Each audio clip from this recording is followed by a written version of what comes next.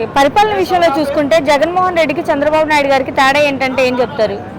నేనైతే చాలా తేడాలు చెప్పగలుగుతాను. పరదాలు కట్టుకొని తిరిగిన ముఖ్యమంత్రి ఆ ముఖ్యమంత్రి, అచ్చం ప్రజల్లోనే తిరిగే ముఖ్యమంత్రి ఈ ముఖ్యమంత్రి కలకాలం ఈ ముఖ్యమంత్రే ఉండాలి. మా రాష్ట్ర ప్రజలు చేసుకున్న అదృష్టంగా భావిస్తున్నాను. అందరం కూడా అదృష్టవంతులు అన్నమాట. 24 గంటలు పనిచేసినా కూడా ఆయనకి మంచి ఆరోగ్యాన్ని ఇవ్వాలని భగవంతుడు కోరుకుంటున్నాను. ఎందుకని అంత అదృష్టంగా భావిస్తున్నారు చంద్రబాబు నాయుడు గారు సీఎం అవడం అనేది? పరిపాలనా విధానంలో తేడాలు చూస్తున్నాం కదా. ఈ 10 నెలల్లోనే ఎన్నో పెట్టుబడులు వచ్చినాయి రాష్ట్రానికి. ఏ అంటే అమరావతి, పి అంటే పోలవరం. ఏపీ ఆంధ్రప్రదేశ్ అంటే అమరావతి, పోలవరం 2 కళ్ళు ఆయనకి. రేపు ఎల్లుండి మా అన్నగారు బాబు గారు శంకుస్థాపన చేస్తున్నారు. ఇన్ని రోజులు ఇల్లు కట్టుకోలేదని ఆయన ఎక్కిరించినందుకు మేమందరమే స్వయంగా దగ్గరుండి రేపు ఇల్లు కట్టుకోవడానికి కార్యక్రమాలు పాల్గొంటున్నాము. చాలా సంతోషంగా ఉంది. ఇక జగన్మోహన్ రెడ్డి గురించి ఎంత తక్కువ మాట్లాడకుండా అతను ఏదో జనానికి ముద్దులు పెట్టేసరికి జనంలో ఉంటాడనుకుని ఓట్లు వేస్తారు, కానీ వాడికి పరిపాలన చేత కాదు. తప్పుగా మాట్లాడితే ఏమనుకోవద్దండి, వేస్ట్ ఫెలో అనమాట. ఎందుకు ఆయన అంటున్నారు కదమ్మా, మొన్న ప్రెస్ మీట్ పెట్టి ఈ ప్రభుత్వం అసలు ఏం చేస్తుంది, ఈ ప్రభుత్వం రైతుల పట్ల లేదు, రైతులకి ఈ ప్రభుత్వంలో చాలా నష్టం జరుగుతుంది అని అంటున్నారు కదా. ఏది చెప్పమానండి, వరుసనే సంక్షేమాలు మేము చెప్పినవి మొత్తం వరుసనే చేసుకుంటూ వస్తున్నాం. సూపర్ 6 అన్నీ అమల్లోకి వచ్చేసినాయి. ఇవాళ చూస్తున్నారు, ఒక 30 సంవత్సరాల నుంచి వీళ్ళది తీరని కళ ఇది. వాళ్ళ పేదలకి ఇళ్ల పట్టాలు ఇవ్వటం అనేది వాళ్ళ కళ్ళల్లో ఇవాళ ఆనందం మనం అందరం స్వయంగా చూసాం. ఎంత సంతోషంగా ఉందంటే మేమంతా మహిళా మిత్రాలుగా తిరిగామండి. అసలు నిజాన్ని చెప్తున్నాను, ఈ మంగళగిరిలో చిన్నబాబు గారి గెలుపు కోసం మహిళా మిత్రులుగా తిరిగాం మేము. ఇవాళ మనస్ఫూర్తిగా చెప్తున్నాం, మా తిరిగినందుకు మాకు సంతోషంగా ఉంది.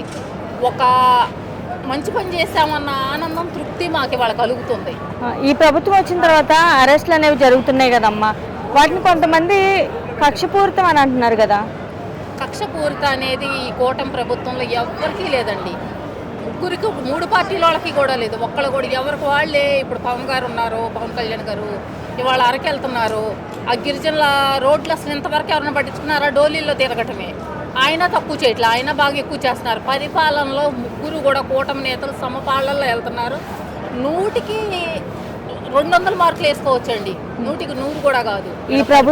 ఈ ప్రభుత్వం వచ్చిన తర్వాత లోకేష్ గారు రెడ్ బుక్ని అడ్డం పెట్టుకొని రెడ్ బుక్ పరిపాలన చేస్తున్నారు అని అంటున్నారు కదా. ఇప్పుడు కొడాలి నాని ఉన్నాడు, బూతుల మంత్రి. రోజా ఉంది. వాళ్ళు ఎంత భయంకరంగా కూసారంటే కోతలు అవన్నీ గుర్తుపెట్టుకోవడానికి మరి రెడ్ బుక్ అనేది భయపెడతలేదు. తప్పు చేసిన వాళ్ళ పేర్లు రాసుకున్నారు అంతవరకే. వాళ్ళని వీళ్ళు ఇప్పుడు ప్రతీకారం తీర్చుకోవాలంటే ఈ 10 నెలల్లో ఏమైనా చేయొచ్చు, ఏమీ చేయలే. అది చట్ట ప్రకారం జరుగుతుంది, కానీ వీళ్ళు ఉద్దేశపూర్వకంగా ఏదీ చేయటం లేదు. వాళ్ళు తప్పులు చేశారు. భూమి ఎక్కడ ఉంటే అక్కడ వైసీపీ వాళ్ళు కబ్జా చేశారు. కళ్ళు మూసి తెచ్చేలోపు సంవత్సరం ఇట్టే గడిచిపోయింది, 3 ఏళ్ళ లోపుకి పట్టండి, నెక్స్ట్ వచ్చే ప్రభుత్వం మనదే అని జగన్ గారు అంటున్నారు కదా. కళ్ళ కనమనండి, కన్నాడు కదా. 30 సంవత్సరాల మందే ప్రభుత్వం అని చెప్పి కళ్ళలు కన్నాడు కదా, అలా కళ్ళ కనమనండి. ఇంకొకసారి అతను రావటం అనేది కళ్ళ జనం తెలుసుకున్నారు. ఏదో ఒక్కసారి అలా పొరపాటు పడ్డారు, కానీ జనం పిచ్చోళ్ళు కాదండి.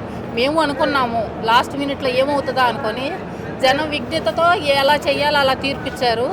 ఇంత తీర్పు రావడం అనేది ఈసారి కూడా ఈసారి ఒకటి కూడా రాదండి ఆయనకి. 11 కాదు, ఒకటి కూడా రాదు.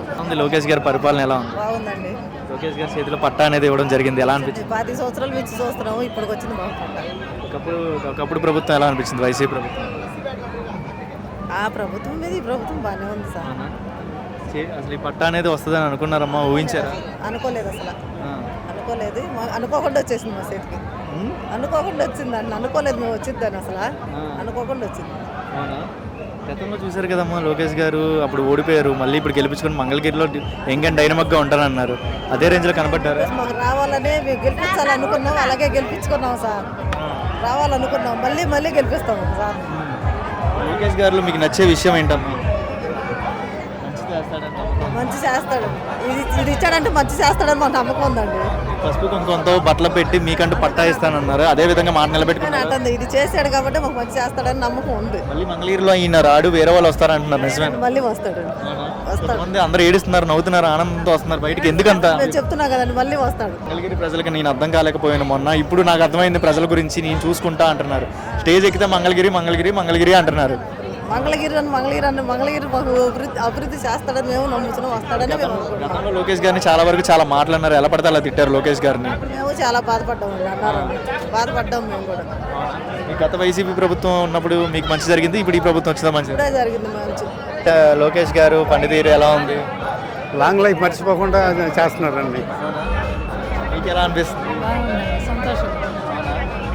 అంటే బేసిక్గా ఇప్పుడు చూస్తున్నట్లయితే మనం లోకేష్ గారికి తిరగలేదు ఇక. లోకేష్ గారి మీద ఎందుకు అభిమానం ఎందుకు పెంచుకుంటున్నారు? నేను వాళ్ళ దగ్గర డ్రైవర్గా కన్వీనర్ తోలే, నవగానం తిరిగారు కదా కుప్పం నుంచి ఇక్కడ దాకా, అప్పుడు కన్వీనర్ తోలే మిలిటరీ వాళ్ళకి. ఓకే, మరి లోకేష్ గారు చెప్పిన మాట మీద నిలబడే మనిషేనా? ఇదివరకు పట్టాలు అనేది ఎవరు పట్టించుకోలే, ఇప్పుడు ఎలా అనిపిస్తుంది మీకు? బాగానే ఉంది. ఆయన చెప్పిందే చేస్తాడు, ఆయన కరెక్ట్గా ఉంది మూమెంట్ అంతా. ఎప్పుడు అలాగే ఉండాలని కోరుకుంటున్నాను. అనుకున్న రేంజ్లోనే అనుకున్న టైంలోనే అన్నీ చేసి పెడుతున్నారా?